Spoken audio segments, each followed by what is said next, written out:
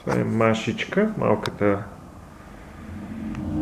Сигурно е на около 5 месеца. Това е сестричката на Сивчо. Страшно умна. Двамата с Сивчо са много умни. Това не знам точно каква порода са, но средно дългокосмести са и опашките са им много рошеви. А това е Сиамчо, наричаме го така, тъй като той е прилича на сиамски котарак, а всъщност е от улицата. За съжаление има голям проблем има.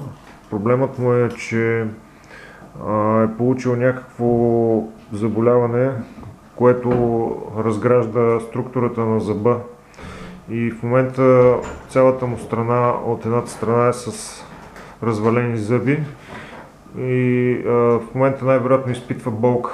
Като четохме, че това нещо изисква най-вероятно отстраняване на развалените зъби.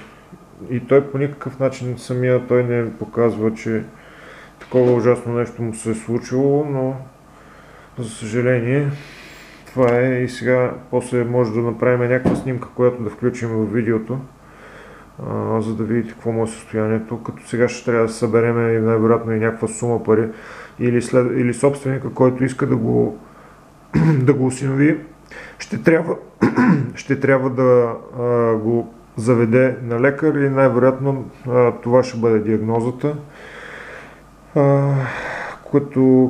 Ако се постави тази диагноза, ще се наложи отстраняване на част от зъбите. Иначе той е страшно умен, страшно мил и много гушлив. Много обича да го галят. Просто уникален. Дори с тези проблеми, които има миличкия,